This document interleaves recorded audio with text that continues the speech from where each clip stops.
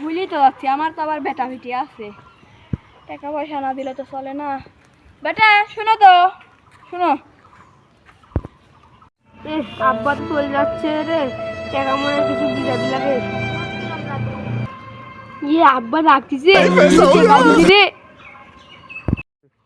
যাই যাই তাড়াতাড়ি যাই। বেটা বিদেশ তো চলে যাচ্ছি, তোমার টাকা পয়সা কিছু না দিলে চলে না, আমার একমাত্র বেটা তুমি। আচ্ছা লাও টাকা মাকা দেই, বেশি কিছু তো দেওয়া যাবে না, আমি তো ওর বিদেশ যাচ্ছি, হাতে টাকা পয়সা লাগতেই পারে। আচ্ছা দে দেখি দাও, অল্প করে দেই। বেটা আইতে লাও।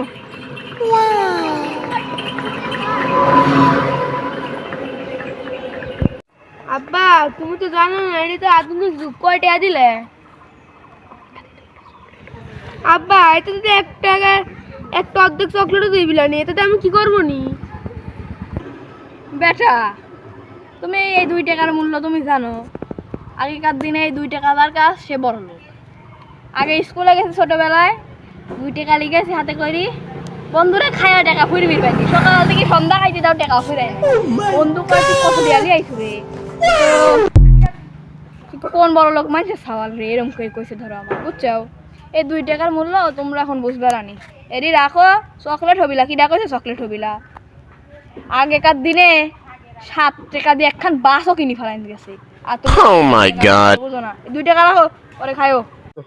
শালা আর কি আব্বা পাইছি, কয় 60 টাকা দিয়ে বলে একটা বাস পাও গে, যা এই টাকা দিয়ে কিছু পাই নাকি দেখি কি।